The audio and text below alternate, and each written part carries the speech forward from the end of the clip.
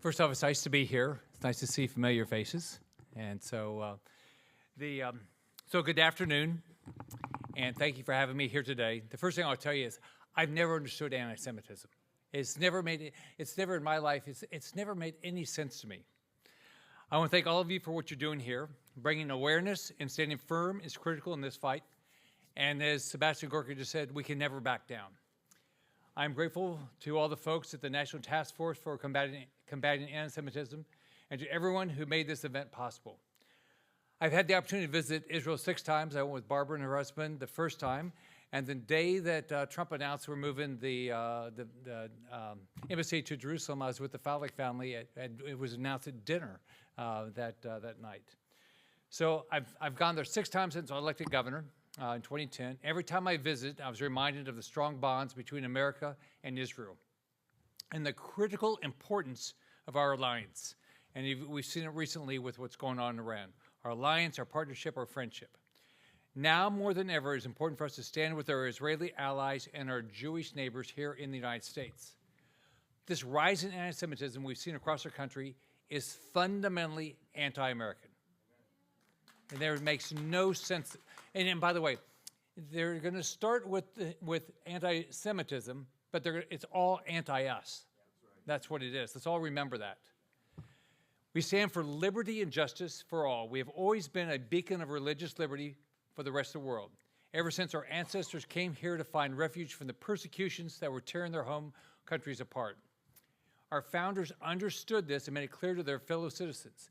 In 1790, George Washington made it clear that American, quote, gives to bigotry no sanction, to persecution no assistance. He wrote that in a letter to the Hebrew congregation of Newport, Rhode Island. He understood and could see back then the importance that our Jewish fellow citizens would play in preserving the American experiment. Since this country's founding, more than 1 million Jewish American men and women have estimated to have served in the United States Armed Forces, participating in every major American conflict. At least 18 Jewish American soldiers, airmen, and Marines have received the Medal of Honor. 4 of them presented after their death. So let me just list a couple of 4 of them. During World War I in France, United States Army Sergeant William Solison heard, quote, a wounded man in a shellhole calling for water and left shelter and crawled through heavy machine gun fire to where the man lay, given him what water he had left in his canteen, and after he obtained more water, was killed by a machine gun bullet. Battle of Saipan.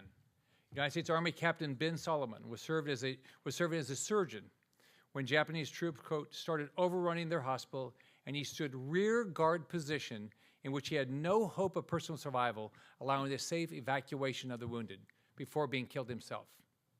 During the Korean War, Army Corporal Tiberius Ruman, a Holocaust survivor who immigrated to the United States, was severely wounded and subsequently captured by the Chinese forces, but chose to remain in Chinese prison despite offers of an early release, and instead risk his own safety to find food for other soldiers and provide medical care to the sick and wounded prisoners.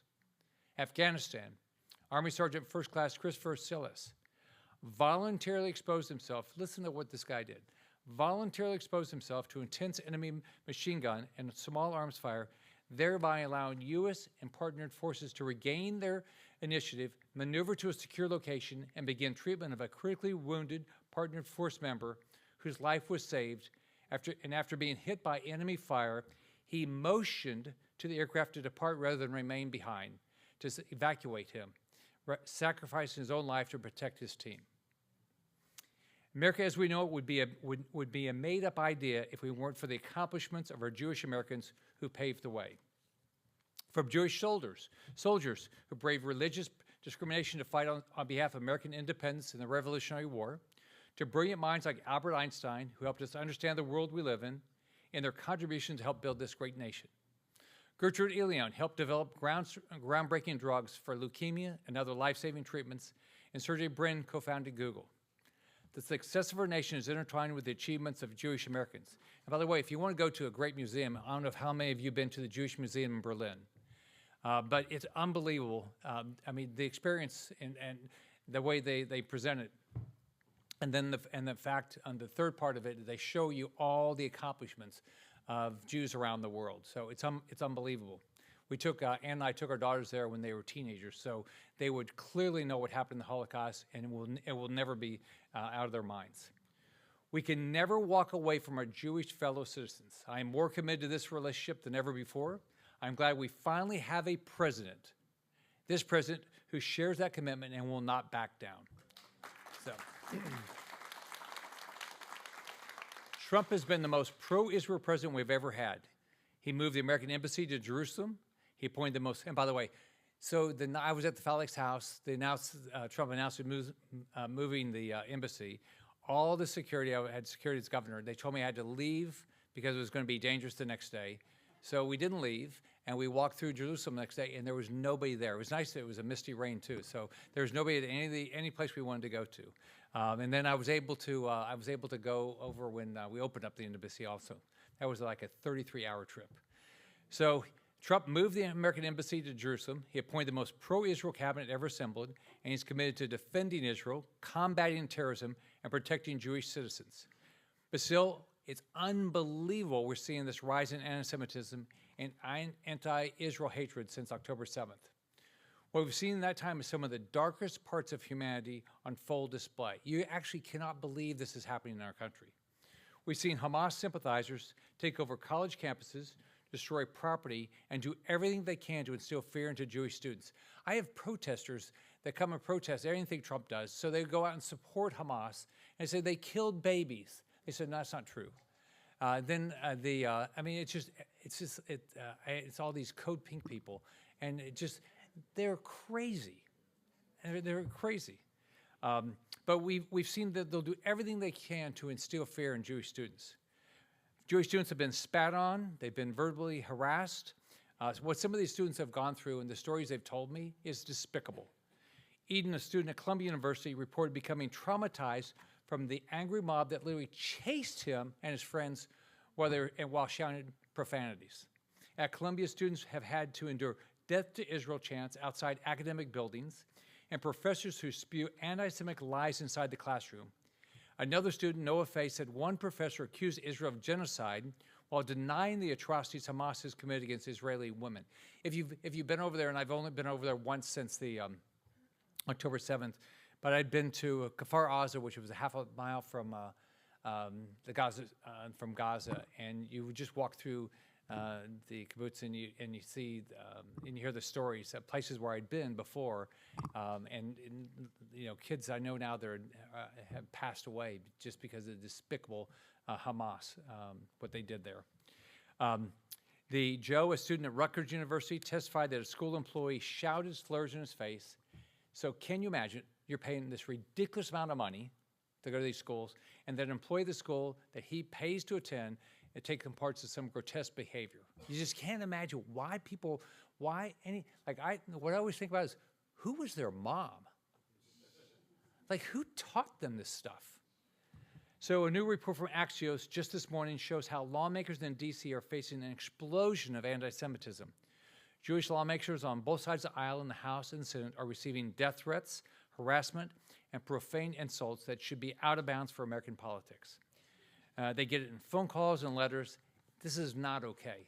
I don't know if Randy Fine, a good friend of mine, I don't know if he's already spoken, but I think he's going to be speaking, and he'll probably talk about it. So the fact that this is happening in America today is unacceptable. We've seen violent protests in our communities throughout the country. What happened last week in Brooklyn, rioters assaulting and threatening our Jewish neighbors as they chanted in a death march towards a synagogue, was despicable. It's pure evil. After those attacks in Brooklyn, I wrote to the Department of Justice calling for a thorough investigation of the incident. So, and by the way, I talked to the acting attorney general. It's not that they don't just do an investigation. Somebody's got to get prosecuted. We can't just, oh yeah, we did a nice investigation, so feel good. Somebody's got to get prosecuted. Then the other day we saw somebody at New York University ran up a swastika and a flag with swastikas and the Star of David on it. So no one's been arrested. That's despicable.